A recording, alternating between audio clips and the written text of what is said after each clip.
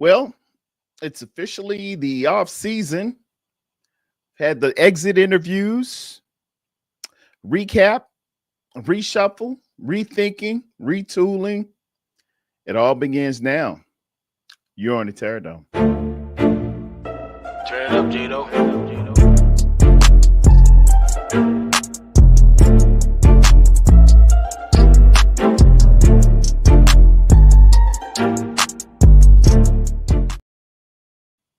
And what's up, everybody? I got 1032 on 122, 2026. I am Terradome.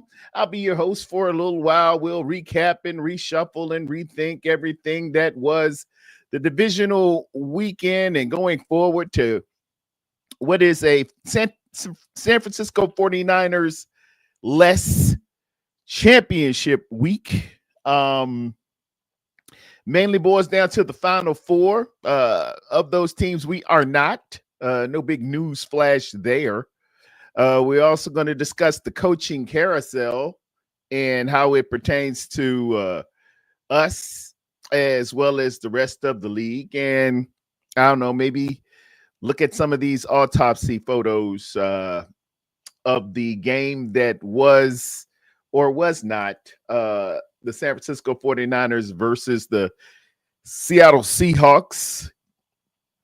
I saw a few things here and there. I know it's been going over ad nauseum with some of the other content creators, some of the good ones in the business. I know probably Johnny Dales is doing a little something, and JT O'Sullivan might have a little something, but it was just rough sledding, y'all. It wasn't nothing else you could do. It was just a hard day's night.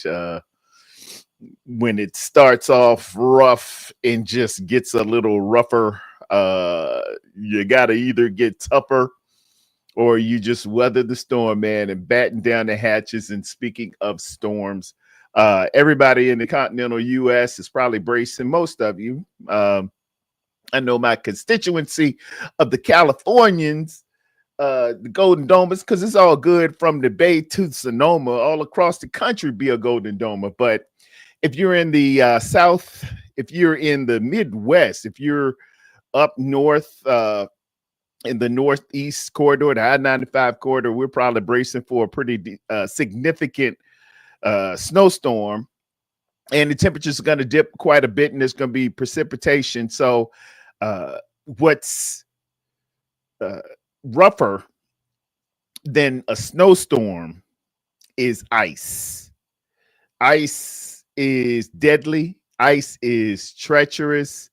And ice has the wonderful ability to snap power lines. And then you're dealing with a whole nother set of circumstances, to include trying to stay warm, trying to eat, all types of stuff started happening, getting your medication and getting some of us have to get dietary things that happen for our medication and keeping our medications cool. Shouldn't really be a issue keeping your medication cool, because if it's really cold outside, put it outside if you can. But some of y'all might be in apartments, and other obstacles may be in your way as well. My main point is to say I am so praying for everybody. Be safe going into this weekend, as in every weekend, and take all your precautions. Get your supplies that you need, and plan on 24 to 48 hours without power in some areas. It can be a lot when you don't have things that you just gotten used to. Things like the internet, TV, streaming. A lot of people think, well, it's snowing on the weekends, let me just stay at home. When they cut all the power off, it make it a little different, and you can get a little antsy. But stay safe. Don't go out there and drive if you don't need to drive. Leave that to the professionals, which will be me. I got the short straw, and I'm going to be working this weekend in emergency services. So the last thing you want to do, and one of the caveats to what we do as professionals, that don't take more victims, meaning that you don't need to be out there, while we're trying to do a rescue or trying to prevent an accident or responding to an accident. So please don't booger it up in any way by you getting out there showing everybody how you used to drive in 1995 because you're from Chicago and all of this stuff. Don't go with the ego trips. And if it is nice, hey, get the little dusting, and we can all go home and drink warm apple cider. But it can get a little rough, so take precautions, and I am praying with you. I will be amongst you, so it will be all right there. So, what are we looking at here? Another season where the San Francisco 49ers came up a little bit short. Yeah, that's the summation of it. I myself personally, that's what some people say. I had a rough 72 hours. It was hard seeing my team get beat 41-6 on Saturday night. Dealing with that through Sunday, but I knew Monday, hey, the U's going to be playing, and maybe I can get a little bounce back up. Maybe I can get that sixth elusive championship. We're on a quest for 6 as well as the San Francisco 49ers, and this is as close as we've been in a long, long while. So, boom, bam, maybe it's going to go. And no, I got out there to that dad going Mendoza, and he had a heck of a game, man. Mendoza really played his bootay off. A tough kid, Miami kid. He grew up a block or two away from University of Miami. He used to play rec ball there. His dad's associated with our head coach. I think they played together at the U. But for whatever circumstances, you get a kid that grows up right in your back yard, and you decide to let the kid go out to Cali and, become a star. And here this little chicken comes back home to roost, and you're on the back end of that one, buddy. So, hey, charge that one to the game. That's on us. That will be on us. And I guess Indiana had a 16-0 season, not done since Yale of the early 1900s. That was last century. And it's the first national championship in the history of the University of Indiana. Let me see, or Indiana University, in its rich history in football, at least. I remember Coach Bob Knight and the boys scarring them up in 76 and 80. I don't want to say 4. I could check the internet and be real, to the letter, but I'm not. But they had some good teams, and they're known. The movie Hoosiers is based on an Indiana team. They're more known for basketball than anything else. And Indiana State had the great Larry Bird there, but Michigan State beat him. That's really what started my love affair with basketball, that Larry Bird, Magic Johnson rivalry. And then Magic goes to the Lakers, and I've been a Laker since 1980 because that was the Magic Man. Magic had this smile. Magic Man, yeah, Showtime. Yeah, that was my dude. So, hey, you get a team, you stick with it. Nonetheless, congratulations to Indiana University. And we'll take our second place trophy, which I'm sure is a cup that someone spit in. It is not cute. Another shout out to my girls last night. Beth, Laura, and Coach Desi. I was on Girlfriends in Football last night. I hope y'all got a chance to check out the kid. If you haven't, go and check it out. Search Girlfriends in Football, and it's on mine as well. They just a wonderful bunch of ladies who know their stuff about football, and they're incredible medical professionals. And Laura's a writer, and man, we would chopping it up about so much. One is a Buffalo Bills fan, that's Beth, and Laura's a Detroit Lions fan. And, she really weighed in on how perturbed or disturbed Buffalo is with the firing of Sean McDermott and what he meant to the town and the type of man he was and stuff like that. Really, brought some emotion and brought some reflection to me and hopefully you guys as well, because we loosely say these things like fire the coach right after a bad loss, or hey, well, fire this guy, fire the GM, just fire people, fire. And I don't think we really fully grasp the ramifications behind just displacing and dispersing things and just blowing it up. Because, Beth brought to light that, all right, now we out here and we're looking for a coach. Who's going to be a coach?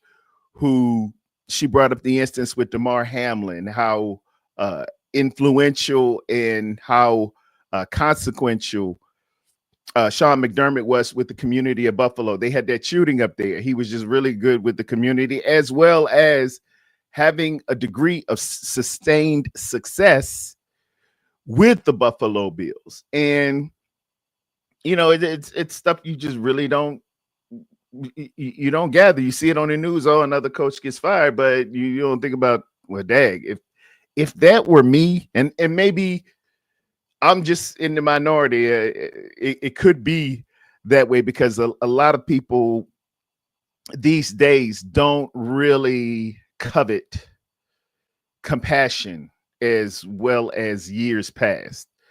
And they kind of think of it as, so what, it ain't me, or he be all right, he got a lot of money, or, as long as it's not me, who cares, and stuff like that. But I don't know. It's just something that triggers inside me. I always kind of put myself in somebody else's shoes.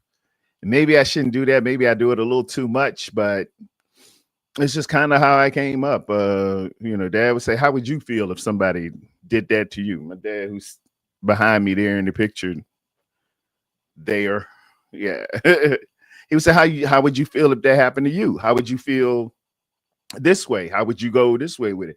And I guess coming up, I just always have that in my mind. I spoke to my mother today. Hope you're feeling better, Mom. Mom has been a little bit under the weather, and this cold ain't helping much, but help is on the way, Mom. And we were talking today about just different values and how people will look at the same thing, but come away with a different instance, a different aspect, a different perspective. And, it's hard to get everybody on the same consensus, because the same thing doesn't mean one thing doesn't mean the same thing for everyone, even though it's happened. And, we got to keep that in mind when we're loosely speaking into existence. Hey, fire the coach. Hey, get rid of this dude. Now, sometimes it's worthy. Sometimes it is the only way to go. But if you're going to do that, definitely have an exit strategy or a plan in place with no caveats, no filters that you can implement once you do said firing. Don't just make a willy-nilly emotional decision, on an instance, and then, hey, we'll deal with the ramifications later. It's the old shoot first, ask questions last. That's how most of these gangsters came to pass. At last, a rapper rapping about chicks and bras, sex and cars, menage a trois. That's a little biggie for y'all. Bebop Jones in the house, ladies and gentlemen. That's the first and foremost, man. We shouting out Bebop Jones out this joint. What's my little noise makers? Do I still got them? I hope I do.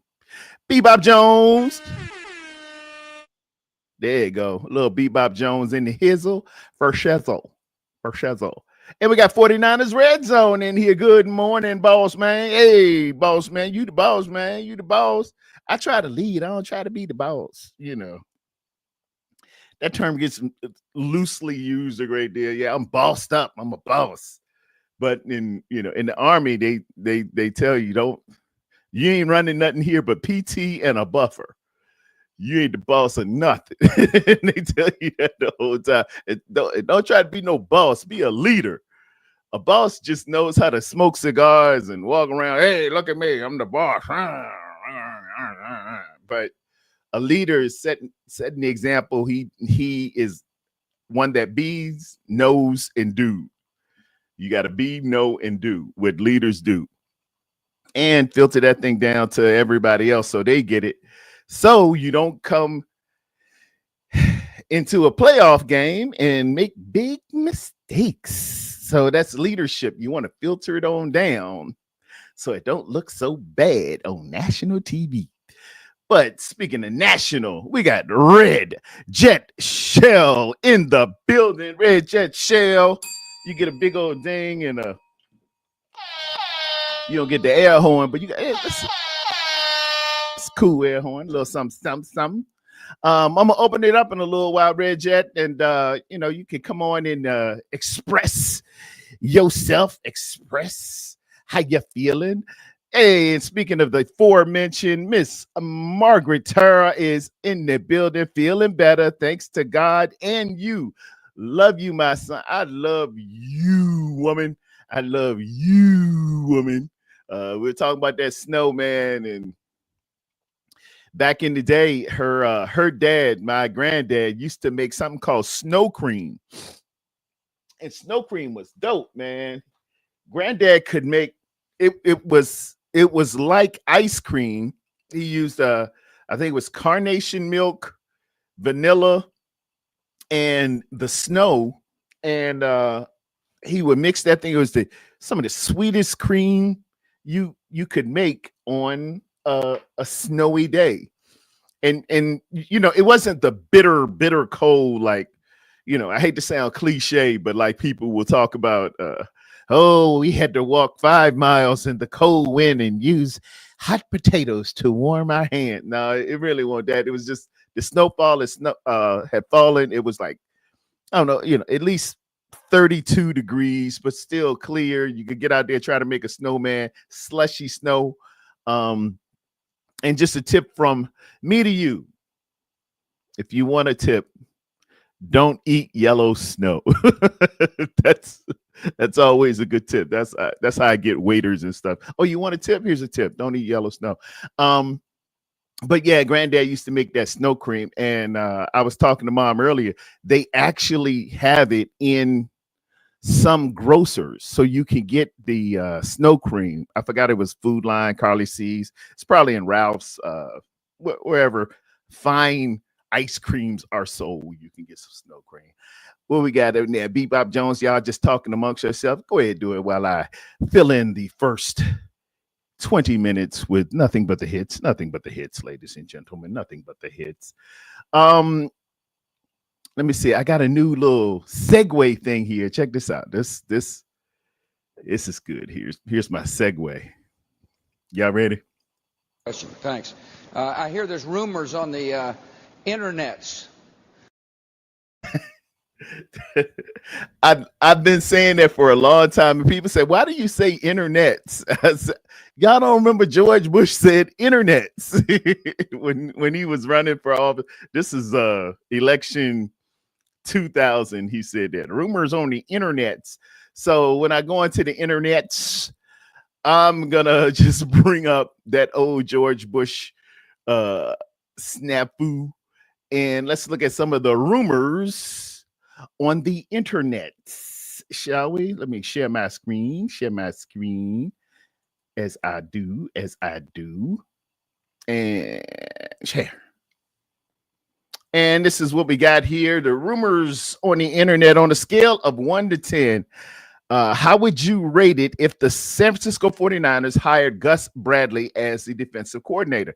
This correlates right into what has gone on with the new hiring of Robert Saleh to Tennessee. So congratulations to Robert Saleh. He wanted to be a head coach, boy, and he got a humdinger. So applause for him, and applause for him for the season.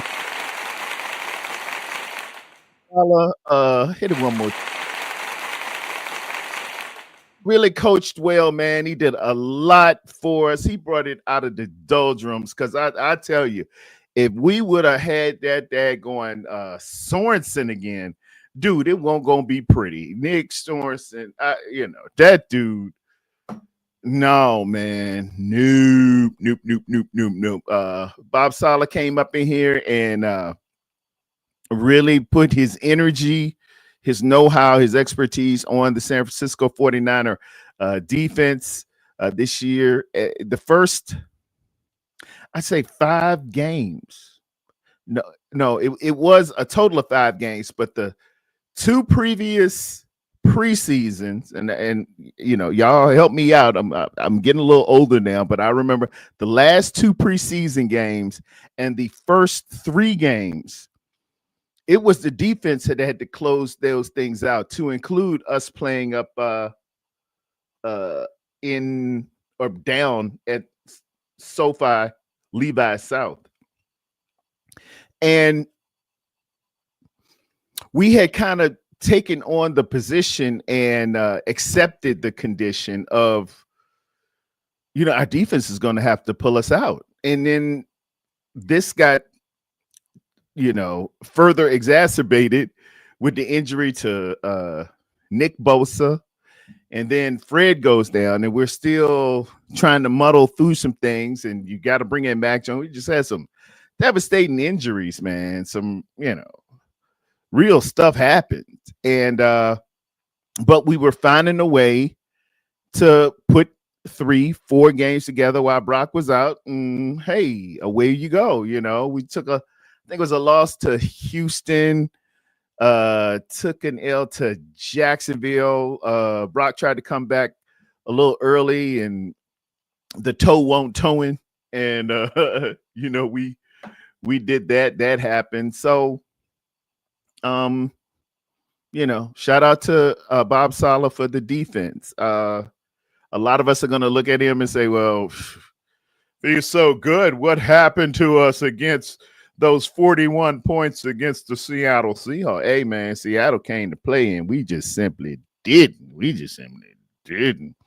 I think he will take I think Saleh will take him to Tennessee, who Gus, I think they're depending on Gus. Judging by the press conference yesterday with John Lynch and Kyle Shanahan, I think they're leaning towards Gus being the new defensive coordinator. And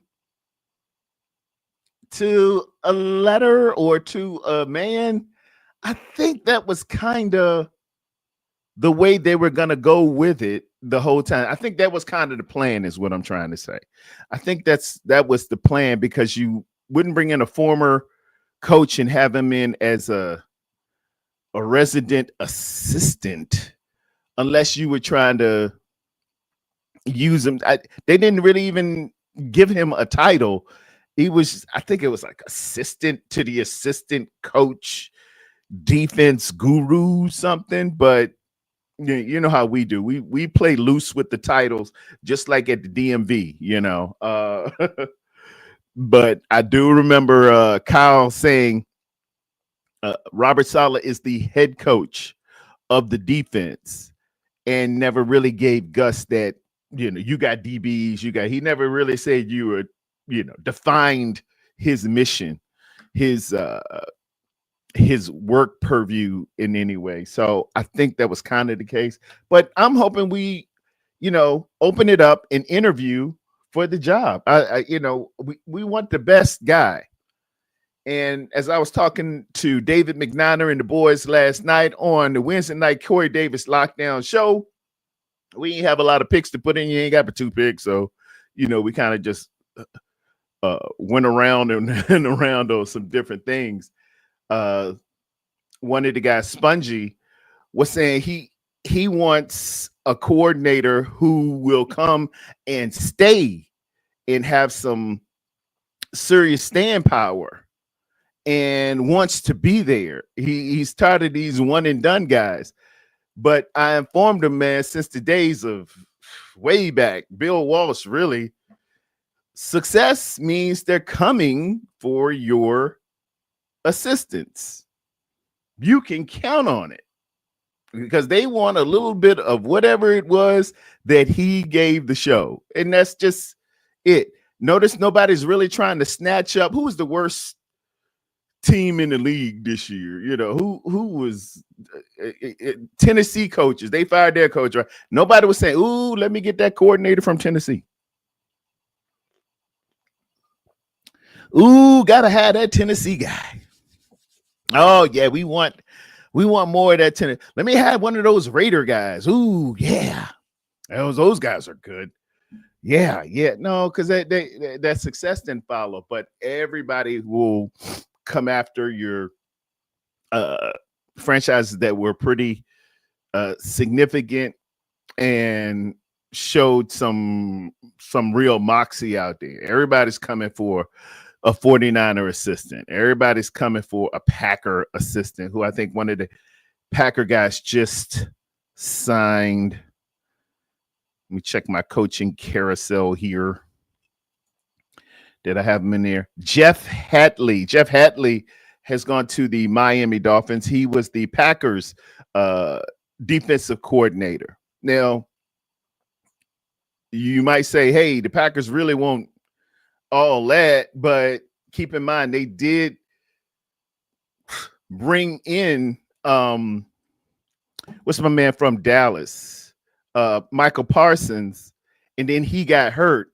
But you know, there's still a very capable defense, and they show flashes of it. And this guy, Jeff Hadley, is the very recipient of said success for them. So, you know, he slides into Miami. They're coming after your assistant coaches if they're worth their salt. So that's how that happens. Let's see what else is on the internet. The internet. Here's a big rumor. Breaking news. The San Francisco 49ers are targeting a trade for wide receiver in the offseason, because that's what the show is, the offseason, the beginning of it. And they are interested in Vikings wide receiver Jordan Addison, per Grant Cohen. So this is maybe he does know something. You know, a broken clock is right twice a day. Anyway, thoughts on if we traded for Addison? How does everybody feel about Addison? As I holler at Miss Tanisha in the building. How you doing, Miss Tanisha? Good morning, Terra Dome and Golden Domers. We're all in our places with bright, shiny faces. She says, when it comes to these coaches and assistants, other teams know that in order to beat the best, you have to be the best. So I love that. That's a little take on Ric Flair. If you want to beat a man, woo, you gotta beat the man, the best. So they are always gonna come for your players and your coaches every year. Thank you, my sister. You have reiterated the same thought process. You see how that is? One mind, one body, one Lord, one love. You know, we're simpatico. If we were on Color Purple, we would do like that. Yeah, Tanisha said, hey, if you got success, they coming for you. If they don't, we don't want you. What else is on there? Kyle Shanahan said that he would be very surprised if Mac Jones isn't on the team next year. He would be very surprised. I would too. I want Mac Jones. And it was an incredible insurance policy to have your franchise quarterback signed, good, and getting along good with the backup quarterback in the building. And if anything ever were to happen, this backup could come in there and sustain 3-4 wins for you. And that's exactly to the letter of what happened. You never want just this super duper garbage backup quarterback just to suffice and just sit on the bench. Don't say nothing to nobody. But Mac Jones came in there and performed brilliantly to a degree that a lot of people are like, he's just as good as Brock. Why don't we just get him? It don't work like that, dude. Relax yourself, because everybody is straight Brock haters anyway. It don't matter who would have came in there. We could have saved some money by switching to Geico. Yeah, I got you. And he said he'd be very surprised. I want to keep Mac Jones. I do. That would be very, very good. You want to keep Mac Jones in the building. You want to have the best quarterback room going into every season. You never want to be in a position or a condition the way who was it? The Indianapolis Colts. Their guy goes down. Danny Dimes goes down. What do they have to do? They look at the bench, say, okay, University of Florida guy, can't come in here. Let's call a guy who's been out of football for 5 years to come in and right this ship, And Phillip Rivers did an adequate job, I thought, for a 45, 50-year-old man. I think he 44. He was 44. He came in and he knew the offense cerebrally. He was all there. He could coach it, could tell it, could write it on the board and stuff. It's just that them old bones get a little rickety, and boom, bam, you can't do it like that. But there's another side to it. We have to consider Mac Jones, and I think he wants to be a starter in the National Football League. And plus, because he signed with us through next year, you better be willing to pony up for me to give you a starting quarterback for your feeble franchise, no matter who you are. In other words, I think Kyle said this kind of as a message to everybody, all the other 31 Baskin-Robbins teams. I expect Mac Jones to be here next year. If you do come a knocking, you better have a boatload of picks coming my way or some real draft capital. And some people would say a second rounder or something like, no, I ain't thinking about no second rounder. You better come with your first this year or your first next year and a couple of picks to get a quarterback. It is the most highly valued position in all of football. I'm not giving it up for a second. I'm definitely not giving it up for a third or something like that. That's a capable starter in the National Football League who's been the University of Kyle Shanahan with Brock Purdy presiding. You see where the Seattle Seahawks are, right? Are you trying to be there? Just saying. What will you give up to get that? That's what I think. That's what I think he was saying overall. That's me playing hardball. And some people say, you're never gonna get a first round pick for Mac Jones. Dude, you can get a first round pick for whoever you feel like. In life, you don't get what you deserve. You get what you negotiate. And I'm here to negotiate around here. They can call me the negotiator. That was a great movie too. Kevin Spacey and Samuel Jackson, the negotiator. What else I got in there? I'm reading the chat. Y'all got anything? Hello, Tanisha. He's hello and Tanisha. And we get DC's paid. Sucks we have to lose them every year. Yeah, but it's the gift and the curse. We're getting DC's paid and we're getting them head coaching jobs.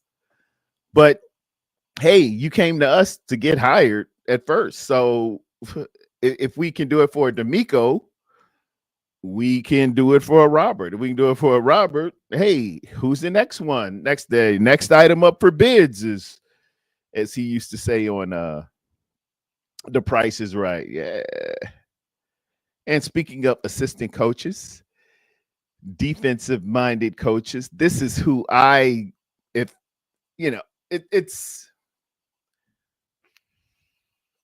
how do I put this? I don't want to make it a racial thing, but the NFL kind of got on the 49ers, I think it was a year or two ago, about that rule they signed or they put in the legislature with if a minority gets hired as an assistant or as a coordinator or as a head coach or as a front office guy to another team, you get a compensatory pick. The Niners said, not that we just looking for any minorities, but if we get some good minorities in here and they get jobs, we get extra picks. And keeping into that theme, I've really had my look in my my eye on Brian Flores, man. I think he's absolutely wonderful. I think he's really, really good, man. He designed a defense that was just crippling up in Minnesota. Not so much last year. I think they had some injuries and stuff like that.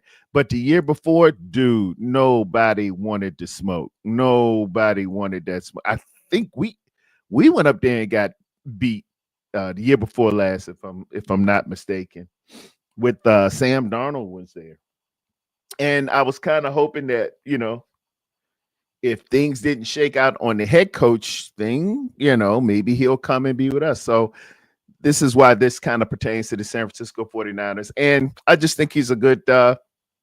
He's a good DC. He went through some things in Miami with them asking him to tank, and he wouldn't do it. And he was adamant, look, I want Justin Herbert. I don't want Tua. And, Miami kind of they were a little butthurt behind that. They were mad. But in the end, wasn't he right? Wasn't he right? So, but congratulations to him. He's staying with the Minnesota Vikings, so they seal him up. And as it goes, sucks to be us. More about San Francisco GM John Lynch saying wide receiver Brandon Ayuk has played his last snap for the 49ers. Thank you. And in a related story, the Hindenburg crashed. Laugh right there. I need a laugh track. Where's my laugh track right there? Where's my laugh track? I ain't got no laugh track. Dang. I just got applause. I need to put my laugh track in here. But that was funny though. See, because they saying the duh, who didn't know that? Yeah. So yeah, Brandon needs to go ahead and seek different pastures, going and be fruitful and multiply, whatever it is, go somewhere else, because he trying to be a diva and ain't doing no but messing that thing up. I was kind of out on Brandon when he was running the B-roll of the Washington Redskins, when he was trying to negotiate his money. Are you nuts? You making Instagram photos with another team running B-roll, dude? No, they're practice B-roll. No, bro. We good. Bebop Jones says, I thought he'd get to Baltimore, and I'm assuming that's Flores. Yeah, he would have been a likely candidate for Baltimore. Also, I thought they might have looked at him for Pittsburgh as well. Maybe their baggage, maybe they felt a little some kind of way of it. I wanted George Pickens for BA last year. That would have been a ideal, as hindsight being what it is, if we would have had a Pickens just on production alone. Maybe his attitude or something else like that, because Pickens really don't like to block or nothing. But I know, if you're looking for 1,000 yards and 9 touchdowns for a year, this is your productive guy. We definitely didn't have it this year. We didn't have a quote unquote number one wideout or big time threat marquee name this year. And no disrespect to my man, the calculator, Jauan Jennings. Jauan Jennings played as excellent as he could. His stuff was very incentive laced, and he left it all on the field, man. Jauan Jennings is my dude. I think Jauan is going. I really do, because he felt like he deserved more money last year, didn't quite get it. So he's probably going to see greener pastures as well. But as far as BA, come on, dude. Come on, man. No, you got to go. My Pittsburgh homie said he'll no. He said, hell no. Hell to the no. Laugh out loud. Then they released him anyways. Hey, man. It's all good in the hood. It went down the way it went down. I think Dallas is very, very, very happy how it went down. So, they got the goods on the guy. And I think Dallas will pay Pickens. But we're still searching for that big name marquee separation, scares a defense receiver. We're still looking for that. And until you get it, what are you going to do? What are you going to do? Bills have just completed an interview with offensive coordinator Joe Brady for their head coaching position. I love Joe Brady. I have studied his stuff on film a lot. Remember, the big thing for us was getting separations by receivers. And there is I think it's on Next Gen Stats, where you can actually track what is the average amount of separation per wide receiver. They have a cushion, and this, hats off to them. They are looking at these stats. It's one guy looking at a receiver the whole time and said, okay, that's 6 yards of cushion. And he got a reception, and it was 3 yards between him and the defender. And this really came into play not this year, but last year. So I really started deep diving into how do you get separation? How does somebody get separation in the National Football League? Are we just getting bad receivers who can't separate, or is everybody smarter than us? Or you start to analyze. These are the analytical thoughts that you have. And I went and looked at teams who get separation and their receivers. And I seen Buffalo up there, and their receivers aren't as good as ours, 2 years removed. And this was including people like BA and who else? Debo and Ricky P was a rookie last year, Jauan Jennings, and so on and so forth.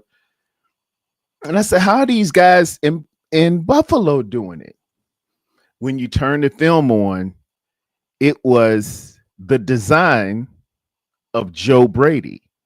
He was creating the separation with his route concepts. In order to get a good separation against man coverage, you need to make players run through stems with things like mesh. Some people will call it pick plays. Some people call them rubs. It depends on it. If you play offense, that's just a rub route. But if you're on defense, that's a daggone illegal pick. Either way, he puts a lot of that brilliantly in his passing schemes, to include not just the receivers, but tight ends and running backs coming out of the backfield. So, I had a little bit of discussion last night when I said Joe Brady's really, really good. And they were like, oh, he sucked. Buffalo lost. No, hey, Buffalo put up 30, right? Uh-huh. And those receivers who aren't like household names, who aren't Jamar Chase, who aren't Jordan Jefferson, who aren't T. Higgins, who aren't Pickens, who aren't CD Lamb. Those guys putting up some pretty impressive numbers, right? Not JSN. Somehow they getting open. How did they get open? You scheme them open. You have them run in between stems and running through two stems. Joe Brady's your guy. So, they interviewed him. If they don't hire him, I would really strongly suggest if you can get a hold of Joe Brady while he's out there, I'd be glad to have him. That's my 2 cents nickel tour worth. The Bills are scheduled to interview Jaguars OC Grant. Don't let me mess this up.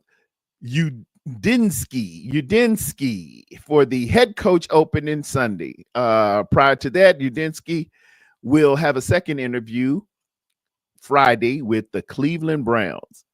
Man, I stay away from Cleveland Browns. And Talofa faithful, Captain Niner Massey is in here. Captain Niner Massey, what's up, man?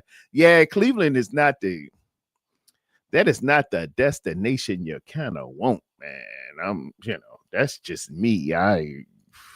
They just got too much turmoil up in the front office, and they still have a Deshaun Watson hit that they have to come up with some money for Deshaun Watson because he signed that very lucrative deal, but it is a cap hit out this piece. So they have to circumnavigate that along with any rumblings that go on with Shedeur. So, but I can't fault the guy who wants to be a head coach if he does get Cleveland, and it's a dream job. There's only one of 32 in this league, and this is unprecedented at this time to have. A couple of them have been. Let me put my coaching carousel stuff on here. Because we got so many, I'm losing count on who gets hired, rehired, reshuffled, and stuff like that.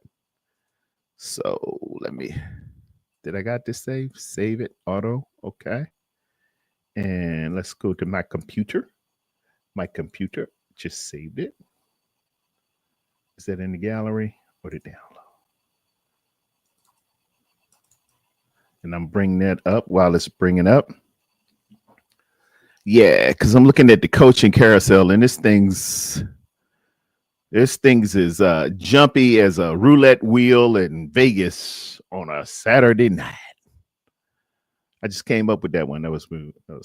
Let me see. Captain Nana Massey says Browns, Jets, Raiders are teams I would avoid. And that's why I'm bringing it up. I wanted, you're thinking right along the terms of how I am. We are simpatico, my brother. Tanisha just hit me up a little bit. She was feeling my vibe. So I'm glad I'm not crazy. I say, that boy is crazy. No, it's a couple teams you want to leave alone around this piece, man. You want to leave alone. And here we go, adding to the stage, the coaching carousel. And I should have some nice carousel music. These are the ones that have hired people. In Atlanta, they are going with Kevin Stefanski, who was formerly a Cleveland Brown head coach. The New York Football Giants have signed John Harbaugh. He had a nice press conference. I see all the guys coming out there really showing their support. They got some excitement going on up in New York. He ought to do pretty well up there. I think he made his decision a little bit before he knew that Buffalo would have an opening. But nonetheless, he's good. He's staying pat. The Tennessee Titans, as I mentioned earlier, have taken our great defensive coordinator, Robert Saleh. He's going to make the best of that situation. Along with the Miami Dolphins, they have Jeff Hadley, formerly of the Green Bay Packers, DC. So he's going up there. So the ones left, the coveted ones to me left, Baltimore and Buffalo have arguably, and much it ain't too much of an argument for most people. Wouldn't y'all say they a top 5 quarterback in the National Football League? You know, if we usually when people rattle off those names, who the best 5 in the National Football League, it's gonna be Lamar included in that, along with Josh Allen, because you know you're gonna say Mahomes, you're gonna say Burrow, and I think you just got you got to go with those other 2, Lamar and Josh, and then you know you can sprinkle in whoever you kind of figure. Somebody say Justin Herbert, somebody say Brock, Dak Prescott, whatever your case is, but I think those 2 are a consensus. So that's the first thing you got to get right when you're going to an organization as a head coach. You need to have a quarterback that's stable and ready to go, and an offensive line to protect him. A number 1 receiver in a deep threat for him. Yeah, what have you. So they seem ideal for me. As Captain Nana Massey indicated, Cleveland, Vegas, I don't know. Pittsburgh, you got Aaron Rodgers there this year, but you really don't know. But a story franchise nonetheless. If you get a job there, man, you might stay 20 years. Hey, can't beat that. They when you come to Pittsburgh to head coach, go ahead and buy a house, right? Because they're not the type that flip over, turnover guys. So that's good. And then you got Arizona. I think rent. If you're going to Arizona, rent, because they will fire you next year. They step away from you quick. Of those 4, as far as draft capital, you're probably looking at Vegas. They're going to go with Mendoza. They got the top pick of the litter, so they're probably going Mendoza. I don't think there's any other really breakaway quarterbacks that are coming out this year. My personal fave in college right now is at Duke. He's trying to come to the U. We've got sanctions and court things we have to work out, but his name is Darian Mensah. He's the guy. That's who I'm staking my claim on. That's the guy. And this was before I found out that the U's trying to get him and he's trying to transfer. But the kid's got a lot of what you're looking at, a lot of what you're looking for in a National Football League quarterback. He's got it. Naturally, you got Arch Manning next year. Regardless how you feel about that, as well as there's a kid named Chambliss in Ole Miss. He's pretty good as well. But the heat is going to be Mendoza for that first pick overall, and that should be the Las Vegas Raiders. So that kind of makes them a little bit more of a what would you say, dream destination for a coach. It makes it more appealing for them. Arizona, you got to deal with Kyler Murray, and like I said, with the aforementioned Cleveland Browns. What are we looking at here? You got Shador up there, but it's a bit of a mess. And then you're gonna have to deal with the Deshaun Watson money / play fit in. Is he good thing? So, and if you try to trade him, nobody's going to pick up that enormous contract on a guy who's coming off an injury, who wasn't playing that good anyway. So it's a little dicey. It's a little sketchy, but it can be done. Down at the bottom, I put a key hire from a fired head coach, former Mike McDaniel, who was in Miami, joins Jim Harbaugh with the LA Chargers. This is an interesting development as well. I think that is going to be really, really formidable to have head coach Jim Harbaugh get back his healthy linemen like Joe Alt with Justin Herbert, and you add the aforementioned Mike McDaniel in there as an OC. Chargers looking up. Chargers looking up. You got to do some drafting, probably get some more beef in the defensive line, a edge rusher and a linebacker or so. But it is very, very, they did look good at the beginning of the year, as well as they started faltering a little bit after the injuries. So towards the end of the year, but hey, man, watch out for these Chargers. Watch out for these Chargers. Of course, they're not in our conference, so it's no big deal. But that was my coaching carousel wrap up there. I'm right at 56 minutes and 15 seconds. I'm going to stay on a little bit longer. Unless, and I'll throw it out there to the Golden Domers. Y'all got something on y'all chest. Y'all want to come in and talk about, commiserate. I got a few minutes. I got 20 or 30. Y'all can come on in and just holler at Terror Dome. If not, we're going to just moving right along. Moving right along. Moving right along. I got my DMV payment for,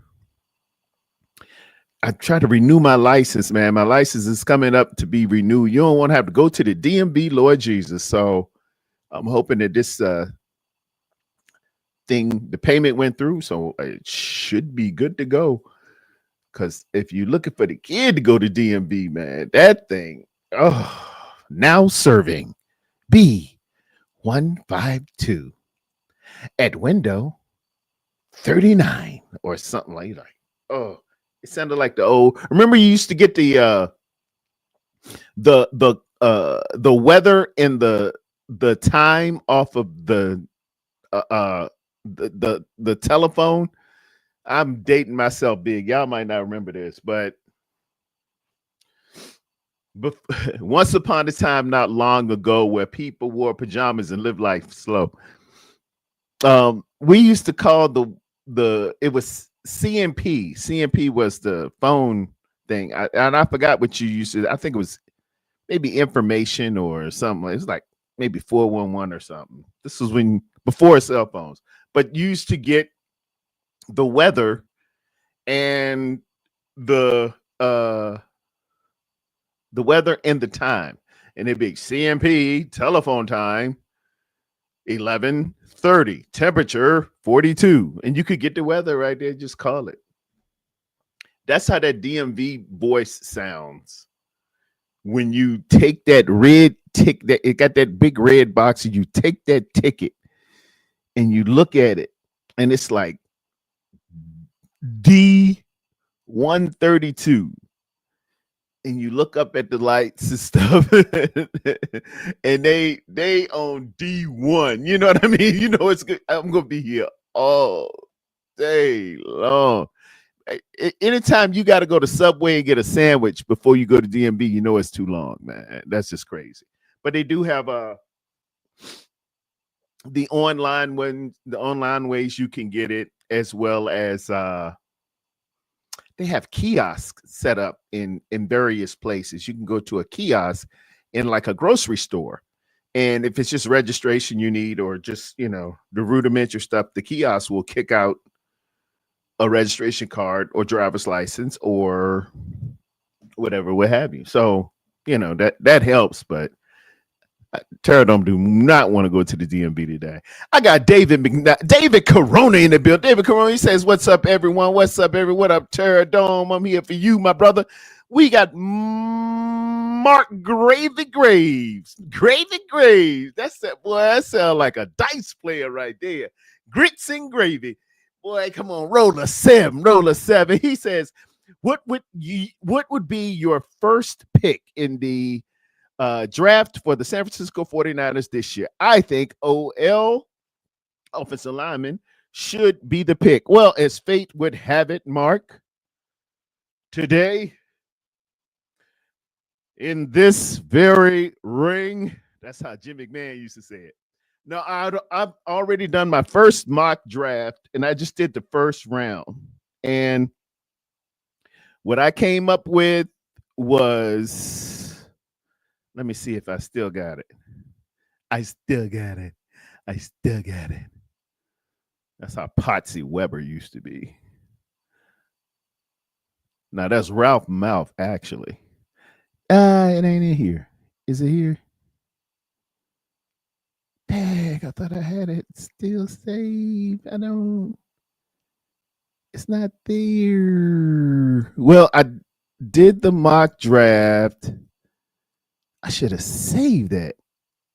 If I go back to PFF, I know I can't get it, but it was Francis Maigoa, offensive line,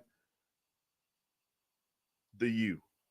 That was my first guy, Mark. I just did one round of a mock draft. We're going to do probably thousands. If you're going to be on what we start mock drafting, I've already started. So everybody's going to start mock drafting. We're going to start PFF grading. I think a lot of us enjoy the off season and drafting and getting free agents more than we like the season if we're doing bad. If we're doing bad, people really get into this draft. If you want to hang out with some draft crazy people, the San Francisco 49ers content creators are draftaholics. And some of our content creators, like I think Wayne Breezy, definitely Chapman, Johnny Dales, they go down to the Senior Bowl. They'll try to get credentialed to get to the actual combine. They can't get enough of draft. I'm vested. I'll see what they show on TV, but I tend to just keep my my ear to the ground and hear who's moving, who's gonna do this, who's leaning this way, and try to formulate the way I would go with it. There are two trains of thoughts, Mark. It's what I would do, and then there's definitely what you think Kyle and the boys will do. And a lot of times they're just not the same. They're not the same. I've been saying offensive line for at least 3 years. I was saying offensive line after McGlinchey left. When McGlinchey left, I was saying maybe it might have even been where he was here. And we just don't go after offensive linemen. If they do, it'll be later on down the trough because what's my man name? Oh, I am just so not a fan of Chris Forrester.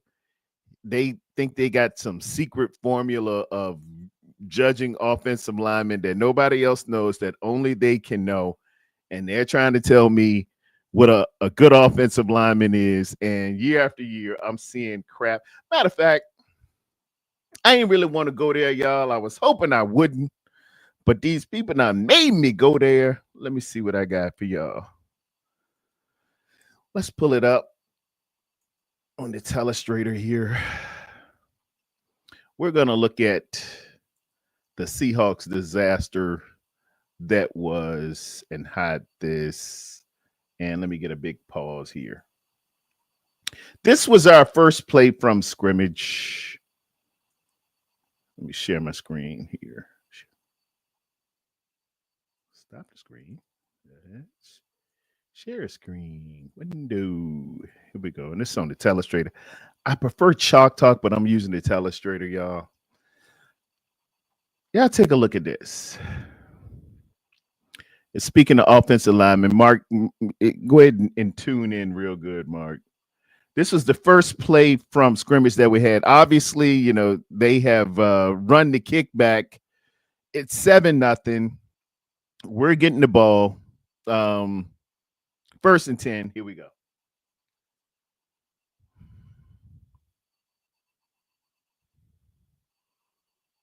Did you see Brock get crushed? Now, it scared me a little bit because I had instantly had shades of, let me get smaller here. I instantly had shades of what happened in Philly back in January 29, 2023. But to see Brock get crushed like that. But let me explain something to you.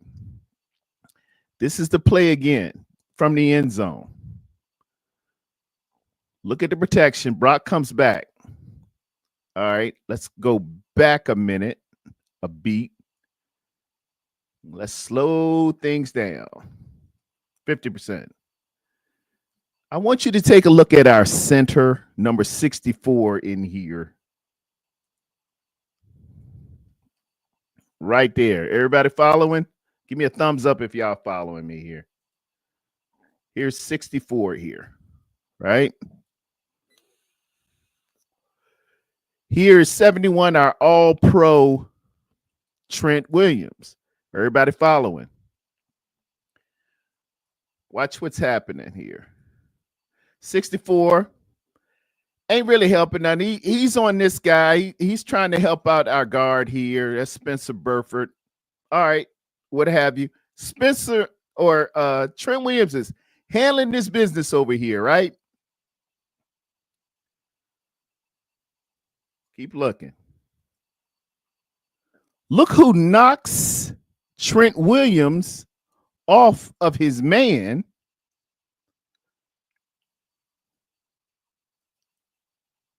Lets this guy go by. That is, I'm pretty sure it's 0. Let me get right. It's either 0 or 9. I think it's either Leonard Williams or DeMarcus Lawrence. I'll see in a second. But take a look at who hits Brock. Look at that elbow. Remember that surgically repaired elbow? Does everybody remember the Philly game? Do everybody remember? You know. So it was 0. Yeah, it was DeMarcus Lawrence. He knocked Trent off. Look at it. He's turned around and he's in this direction. What the? Anyway, Lord, my mama watching. But dude, and then look at they looking like, I don't. What are y'all doing? What are y'all doing?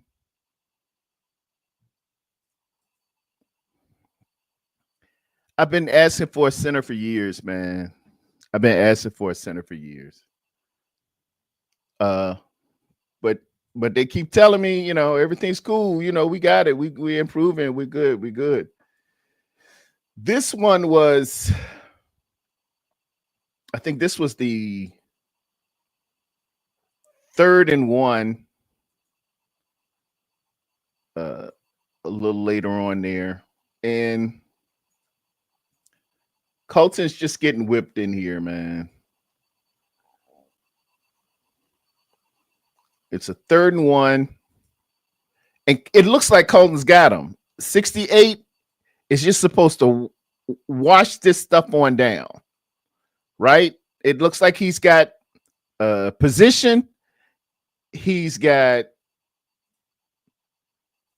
leverage because this guy's higher than his helmet. Everything's good. And to CMC, it looks good. That's the hole. CMC is going up in here. because he's got three choices. He's going to bang it, bounce it, or bend it back. Bending it back ain't really no option right there. It's you got the hole there, so you know this is the answer up in here. So look what happens. That hole closed up quicker than a hiccup. You see what I'm saying?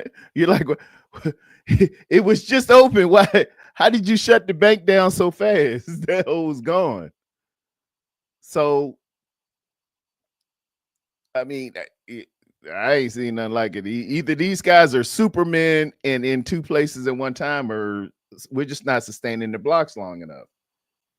So we have to go to what we call the Juice Crew All-Stars, the Juice option play, because they took the time out just before this play, and Kyle was kind of livid, so we were going off the rails by then, because the coach Mike McDonald does get the time in just before the ball is snapped, but usually, man, they don't they don't do that. They don't do that. So he has to come back, draw up another play, and this is what we get here. It's the Juice special. I have never seen this play work. It does not work. You're gonna give it to Juice, and he's gonna do some optioning. He's Turner Gill now. He's Charles Thompson. He's all those good Jamel Holloway from Oklahoma, and he's gonna option it to the short side of the field. I mean, CMC can't even catch it, and it's a turnover on downs. We're just it just started getting even rougher and rougher.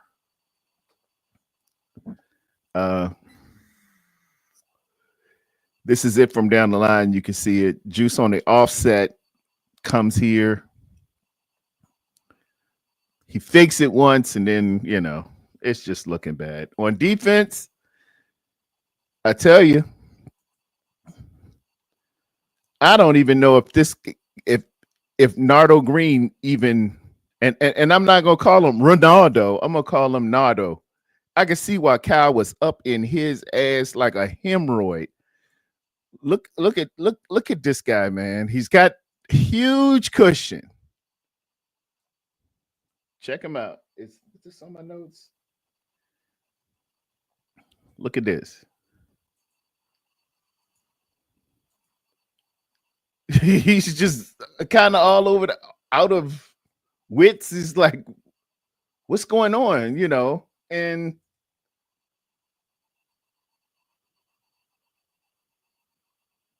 it's like, what are you doing?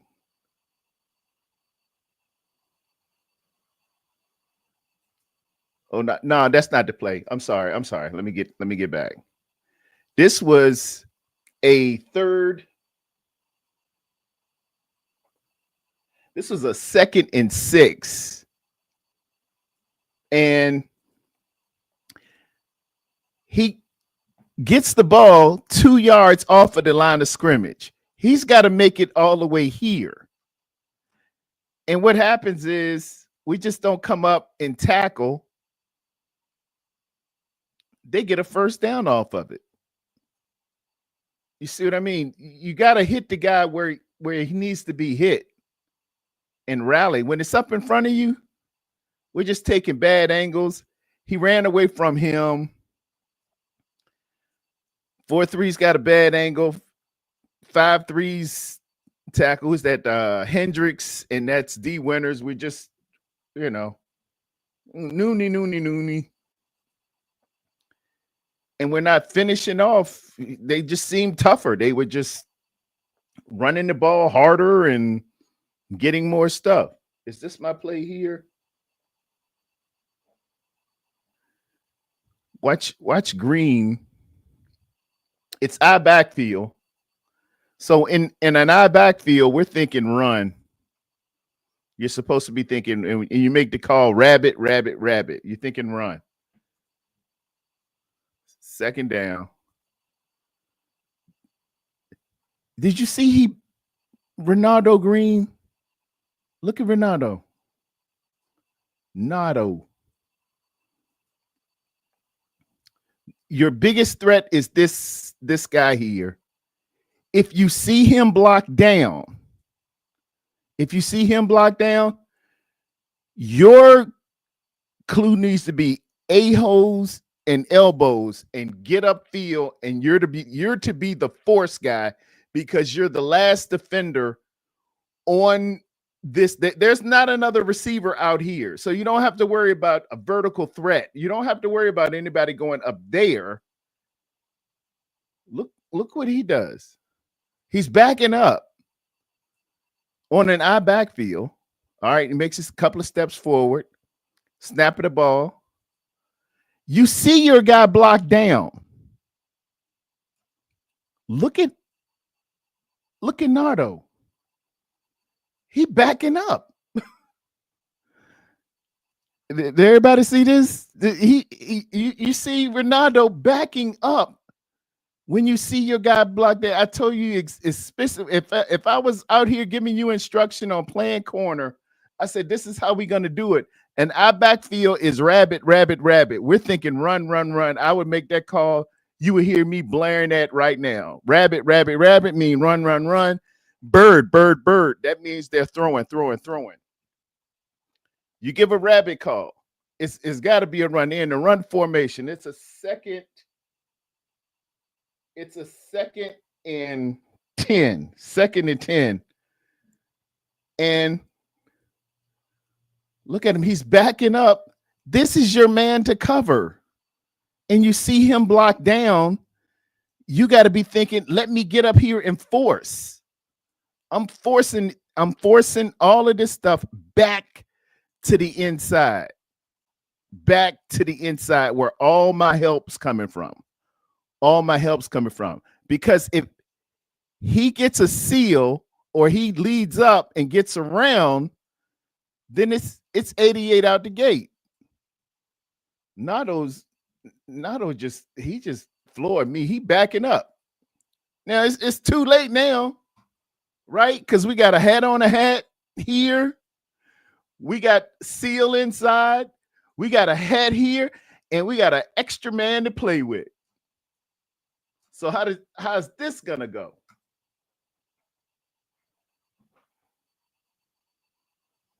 It's little stuff like that, y'all.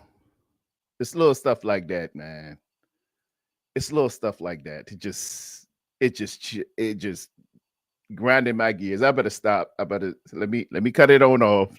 It's just little stuff like that that I noticed in this film. It was a bit of a horror film. It was a bit of a autopsy. I saw some other things, just not sustaining blocks. Long and short of it, we got to get some better, more aggressive, a better, more aggressive cornerback, because they didn't do this to Demo side. Is what I am thinking. Whenever they wanted to get physical, they looked at that film and said, "Hey, that number 0 y'all got out there, I don't think he'd like to get mixed up in stuff. I think y'all been hiding him. So we're going after him." And they did all night. And then that's when you saw Kyle get on. That wasn't even the worst play. It was a 2nd and 20 later on. Yeah, it was a 2nd and 20. And he doesn't get the drop enough. And they complete the 2nd and 20 over his head when everybody was tapping their head and say, play top down. That's when Kyle just lost it. And I don't blame him. I really don't. They was like, "Oh, you shouldn't go irate on players and stuff."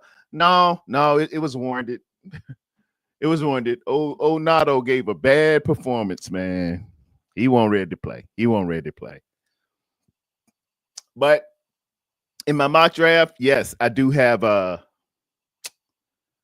who I got. I got Francis Maigoa, the University of Miami. He is a tackle. He is a right tackle, the starting right tackle for us. He was All-American, and I think he's very, very high on Mel Kiper's board already. I think it's him and another kid from Fresno who are like the leading tackles, but we'll do something like the guy get here and they'll make him a guard or some stuff like that. When he's been playing for the U and trying to go to a national championship, trying to win a national championship, we just do stuff like that. Mark, I don't know why, but that's who I got going. I'd like to see another offensive lineman. I'd like I hate going after receivers, but I think we're gonna have to go after some more receivers. Every year we say we're gonna be in the trenches, and they're gonna be looking for a receiver. But you know, the one thing you have to consider with the receivers, the one overlooked thing, we get enamored with their 40 times or a spectacular catch that they made once, or their little highlight films.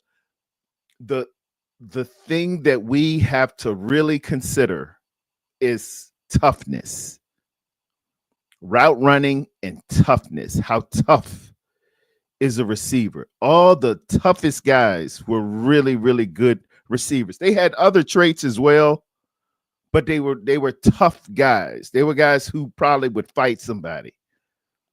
We can't have little punkified dudes playing receiver. We can't, because we need them to be tough. In this organization, in this scheme, we ask our receivers to block. We ask our receivers to be physical and, take a blow as well as give one. And when you get those, little pretty boys and I don't want to get touched, I don't want to get pressed, I can't get open, he holding me, I can't get, it ain't gonna work, man. It ain't gonna work. And then you back looking for a receiver again. So consider toughness. You don't want to get a guy who can't catch a cold naked in Alaska, but you do want a tough guy. Some of the greatest receivers that have ever played the game were remarkably tough. Michael Irvin was tough. Jerry Rice is tough. You don't want to see Larry Fitzgerald coming down a dark alley. That guy will knock you out. Steve Smith Sr., he's a pretty tough guy. Anquan Bolden, tough.